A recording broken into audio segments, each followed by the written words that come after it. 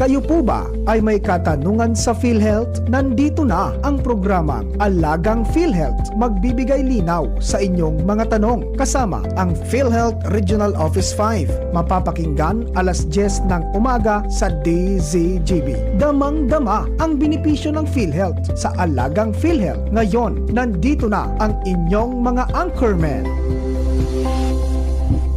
Good morning, Tabi Giraray. This time, matod kan PhilHealth Region 5. Makakasabay niya to niyan si Sir RV. Mangampo kan PhilHealth. Sir RV, good morning, Tabi. Good morning pa sa mga pag-iriba po dyan sa DCGB and sa mga naghihiling and naghihinanyog po sa DCGB. Long time no si Sir RV. Yes po, si Ma'am Larry naman po ba sa mga nagprograma ng mga nakaagi. Ay na naman subabaknet. Ano po, sir, si Ma'am Larry, iba si mga kasabay ko po sa public affairs and ibang staff from the central office, pamasbati po sila niyan. Makandak po sila kay PhilHealth Shines o so tiga-apunta pong Social Health Insurance Education Series.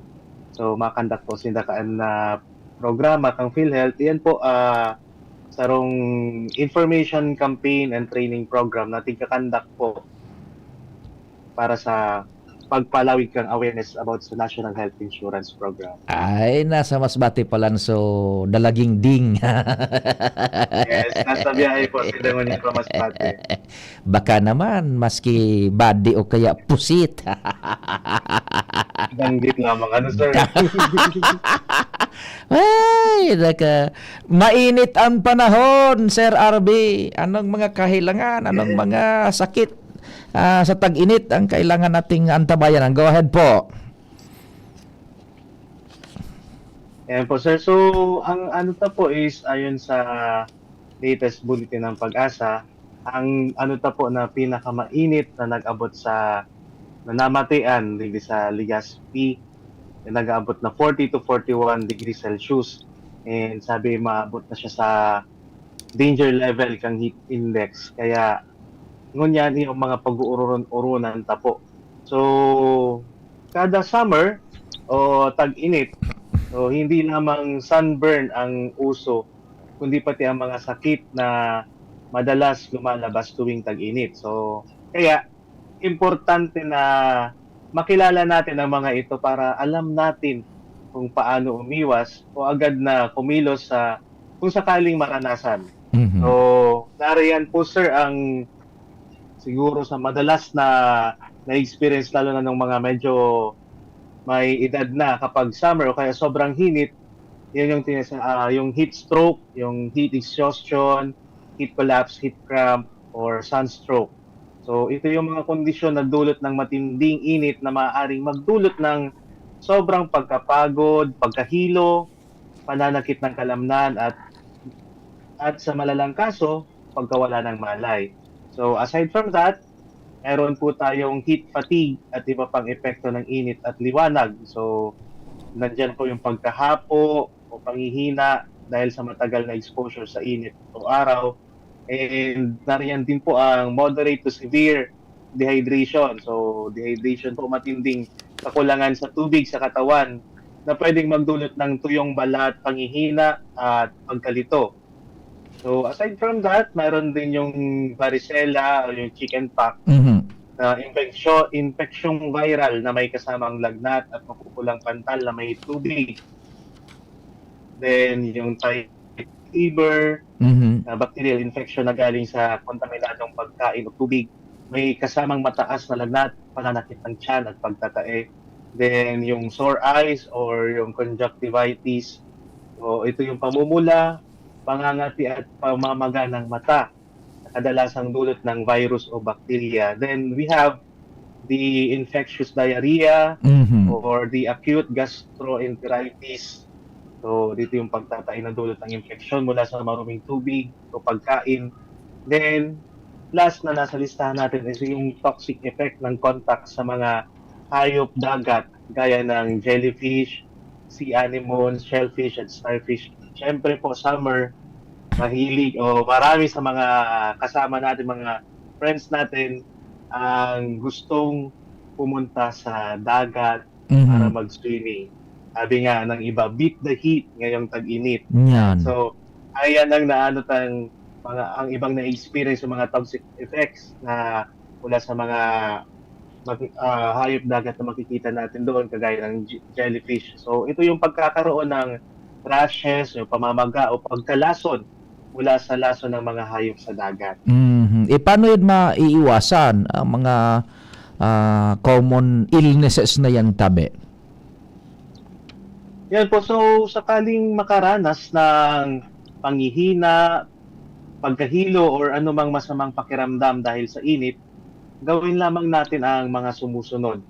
So, para sa paunang lunas, unang-una po, lumipat sa lilim o lugar na may pagkakataon ng paglamig Mhm. o sa medyo preskong lugar. Then, alisin ang damit, lalo na ang may makakapal na tela. So, kung maaari lamang, magsuot tayo ng damit na medyo presko para hindi tayo masyadong mainitan. Mhm. Then, maglagay ng cold compress o yelong binalutan ng tela. Then, mag-inom ng malamig na tubig ng dahan-dahan. Then, aside from that, makipag-ugnayan sa mga serbisyo ng emergency o ospital. So, narito naman ang paalala upang maiwasan ang anumang sakit na maaaring dalhin ng tag-init. Unang-una po, kailangan nating uminom ng sapat na tubig. Mhm. So, sa mga medyo mahina uminom ng tubig, ngayong tag-init, kinakailangan po na uminom tayo parati ng tubig. Sabi nga sa 8 glasses of water a day. Kung makayang Yan. malampasan, mas maganda. Then, iwasan po ang iced tea, soda, kape, o mga inumin na may alcohol. Kasi alcohol, baga po, pag ini-intake natin, mainit din yan sa katawan. Yan. Mhm. Then, magsuot po ng maluwag at magaan na damit. Then, limitahan ang outdoor na gawain mula 10 a.m. hanggang 4 p.m. So, kasi po, kung titingnan natin, pagpatak ng alas 10 hanggang alas 4 dyan natin mararamdaman yung sobrang init. Oho. So, kung palagi tayong nasa labas at mabababad tayo sa init, malaki yung chance na ma-experience natin yung mga sakit na nasabi natin kanina. Then, lastly po, gumamit ng protection laban sa sunburn. So, mayroon tayo dapat na sombrero, payong, or sunblock. Yan. Oho. So, pwede bang pala na malikay na mga simple sa naman na mga sistema. No, hindi naman natin hinihingi. In kaso tamaan tayo ng ganyan mga karamdaman, meron bang benepisyo dyan na pwedeng maitulong sa mga tinamaan na ganitong heat-related illnesses? Ayan. Yes po, sir. Mayroon po tayong mga benefits na maaring ma-avail ang mga members kung sakaling ma-experience po nila yung mga sakit dahil sa tag-init. Unang-una po dyan, yung heat stroke, heat exhaustion, heat collapse, heat cramp, and then sunstroke. Ang package po ni PhilHealth dyan is 12,675. Oho. Then, nariyan po ang heat fatigue and other effects of heat and light. Mayroon naman po yan na package rate na 8,135 pesos. Mhm. Then, to severe dehydration, ang naman po natin dyan is 7,800. Sa varicella or chickenpox without complication, ang po dyan is 7,800 din ang package rate natin. Para sa typhoid fever, ang package po ni PhilHealth dyan is 19,500. Mhm. Para sa sore eyes or conjunctivitis, ang package rate po dyan ni PhilHealth is 16,575. Then sa infectious diarrhea or acute gastroenteritis, ang package po ni PhilHealth ay 11,700. Then para naman sa mga toxic effect of contact with fish Mhm. and other marine animals, kagaya ng mga nasabi natin kanina, yung jellyfish and shellfish, starfish, ang package rate po niya ni PhilHealth ay 11,115.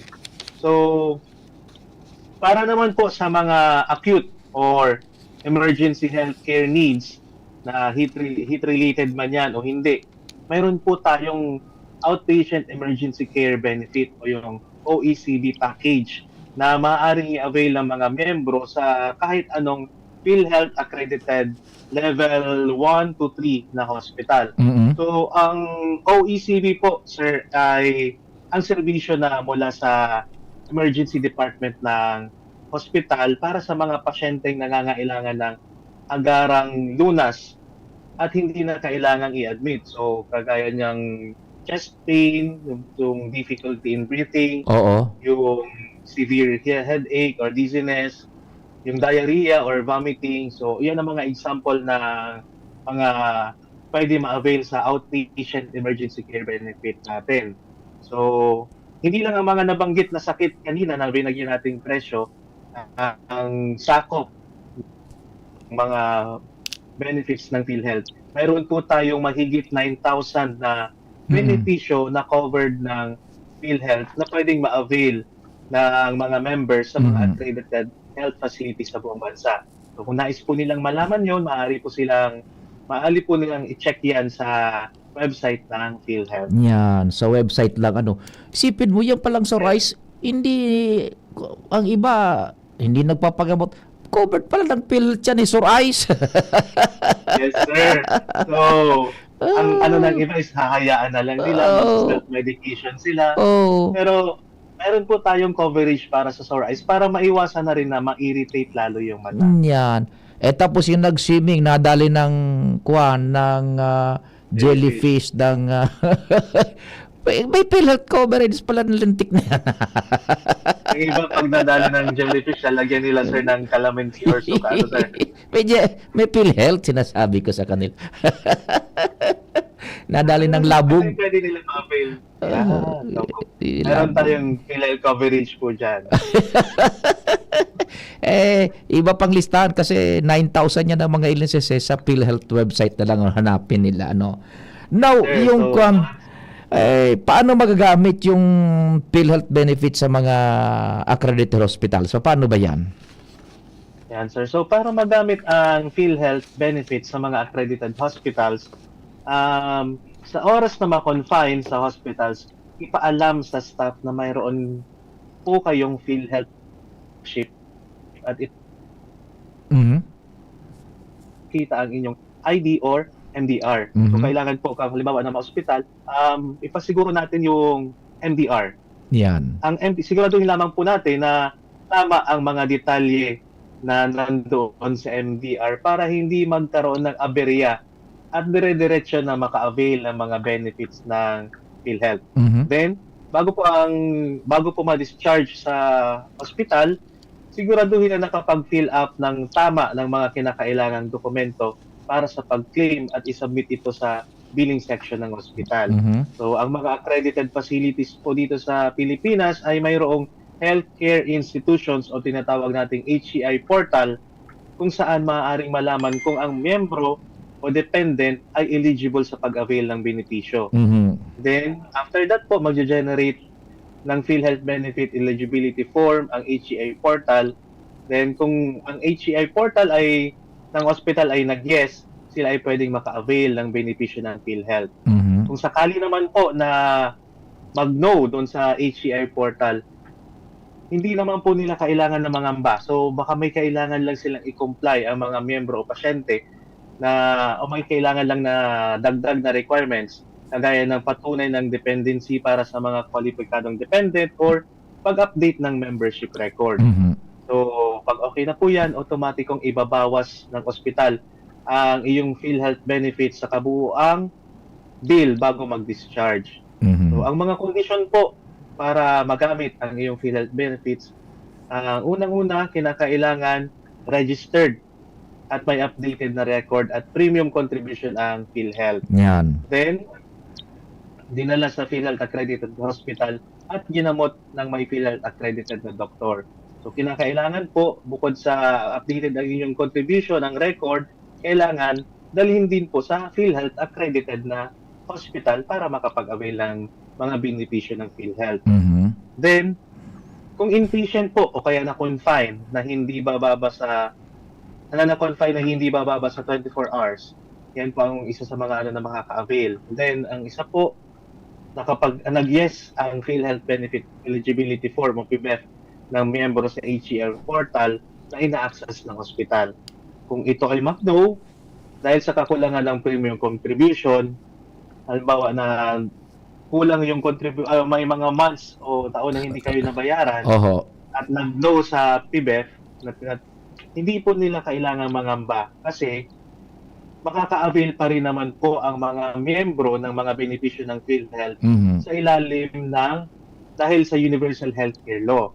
So, dapat makakatanggap pa rin ng naaangkop na serbisyo ang mga Pilipinong pasyente nang walang mabigat na pinansyal na pasanin dahil sa magastos na pagpapagamot. So, ito po ay nakabase sa RA 11223 o tinatawag nating Universal Healthcare Law na mayroong immediate eligibility Mhm. ang lahat ng mga PhilHealth members kung saan ang mga membro ay makakagamit o makaka-avail ng mga benepisyo ng PhilHealth na hindi kinakailangan ng minimum number of paid contribution. Yan. O may tanong, isingit ko ito, may tanong dito, sir, kasi sabi natin kanina na 9,000 yan na covered ng PhilHealth. Ano? Ito, Yes po. sir, patanong lang po kung ang CT scan po hindi covered ng PhilHealth. CT scan daw. Kung hindi ko, siguro nagpa-CT scan to, hindi siguro inunda kasi di daw. Kung ang CT scan, covered ba o hindi ng PhilHealth? Go ahead po, sir. Okay po sir, so sa CT scan po usually ang may coverage naman po si PhilHealth pero usually sa inpatient admission po yan ang CT scan. So kapag kayo po ay na-confine at may request ang doktor for CT scan, makakasabay po yan sa sa benefits na ma-avail niyo po sa PhilHealth. Oh, dapat pala pwede niyang ma-avail yan kung ikaw ay naka-confine. Po, sa pag may mga may request ang doktor na na-confine ka po. Oho, habang naka-confine, nag-request yung doktor, covered siya ng PhilHealth yung CT scan. Pero pag outpatient, hindi covered. Outpatient po, ang po dyan is meron po sa PhilHealth Yaka, parang kasabay siya. Pero may lang po ata, I think para sa mga cancer screening lang po ata siya. Ang yun. natin dyan sa emergency outpatient CT scan, minsan may fixed case rate payment po yan. So maliwanag pag inpatient ka, ibig sabihin nasa hospital and nag-request yung doktor mo, nagbisita sa iyo, check up, ay kailangan i-CT scan ka, covered din ng PhilHealth. Okay. Meron po Yun, tayong coverage. maliwan. Okay, sige, yun yung tanong ni 2278. Sana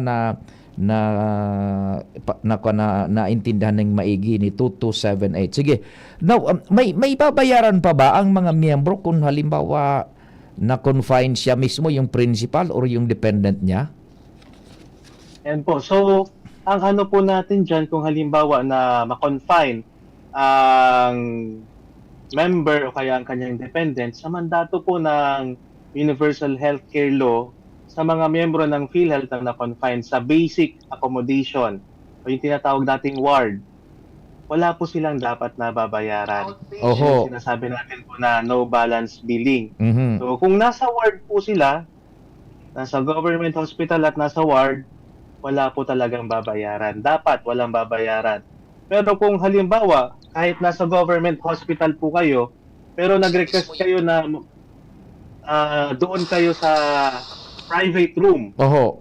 o nasa private accommodation kayo, magkakaroon po ng out-of-pocket na bayad. Yun. So, ang po natin dyan is libre po lahat kung nasa ward type Okay. room, lalo na sa mga government hospitals po natin. Pero kung pumili na po kayo ng private accommodation, Oho. tulad ng pagpasok sa mga private room and board and management na nasa pribadong doktor, Oo. yan na po tayo magkaroon ng out-of-pocket expense. Yan, oo. So, halimbawa may na-ospital, hindi na naman natin hinihingi na may ma-ospital, di ba? Napunta sa isang ospital na accredited pero pribado, pamosong ospital dito sa Legazpi, halimbawa, pamoso, kilala, pero PhilHealth accredited yung ospital and sa private room siya nagpapasok. May mga babayaran siyang out of the pocket na hindi nasakop ng PhilHealth. Yes po, kung halimbawa na nasa private hospital and private room din po siya, may out of pocket expenses na po siya. Mhm. Pero nakadepende po kasi sir sa case rate natin 'yan. Yes. May mga case rate tayo na mataas talaga yung binabayaran ni PhilHealth, pero minsan po kasi hindi naman natin kontrolado po yung sinisingil ng mga hospitals and then doctors, lalo na kung nasa private po sila. So sa PhilHealth benefits, mayroon po tayong para sa doctor's fee and then sa case rate kung ano man yung sakit ng member, Mhm. may mga coverage po tayo doon. Kaya lang, may mga beses po na mataas din talaga yung singil. Lalo na kung naka-private room talaga, hindi na po yan makakasama talaga sa ng benepisyo ng PhilHealth. So ganito pala halimbawa nasa private hospital pero yung private hospital accredited ng PhilHealth, then yung pasyente nakapasok sa private room, hindi naman nangangahulugan na wala nang babayaran yung PhilHealth. Meron pa rin, depende sa case rate. Kaya lang, yung ibang mga aspeto na babayaran out of the pocket na yun kasi nasa private room siya. Yes po, sir. Ayun. So, hindi ibig sabihin na porket pinili nyo po yung private room, dahil siguro gusto nyo rin maging komportable talaga, hindi po ibig sabihin na wala nang babayaran si PhilHealth. Mhm. Mayroon pa rin naman po silang ma-avail na mga benepisyo ng PhilHealth. Meron lamang silang ilalabas na pera dahil sa pinili nilang accommodation. But may coverage pa rin yung PhilHealth to a certain degree. Yes po, sir. Depende dun sa case rate. Kung ano, pag sinasabi natin case rate, ito yung karamdaman, ito yung kaukulang covered naman ng PhilHealth. Yes po, kagaya ng sinabi po natin kanina Mhm. na for example sa heat stroke, ito yung yung package rate na halimbawa 12,000 pesos. So ganyan po ang natin sa case rate natin sa PhilHealth. Yun. O nag-reply girara yung 2278, yung sa CT scan baga May request po kasi sa akin, now, ngayon daw. Medyo mahal din po CT scan, di ko na po ma-afford kasi stroke na po ako. Ano daw ang maganda nito? Siguro hindi naman siya na-confine, na stroke siya, CT scan, yung request ng doktor. What would be the best advice sa kanya gamit yung PhilHealth tabi, Sir RB? Sige po.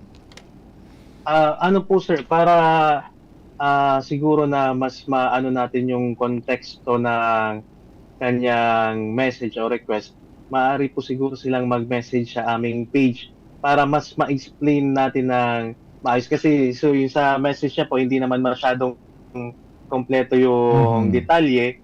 Para mas malaman natin yung detalye po, maaari po silang mag-message sa ating page para mas ma-explain namin na maayos kung ano yung kinakailangan nilang para malaman din namin yung buong detalye at maisabi namin kung ano yung nararapat na gawin nila. Much ang better. pinaka-importante lang naman po dyan is updated po ang kanilang PhilHealth, and kung halimbawa na senior citizen na nag-message po, na-update na rin ang kanyang PhilHealth into senior citizen or lifetime member. Sige po, Sir RV, kung may mga gusto ka pang idagdag before we part ways for a while, go ahead.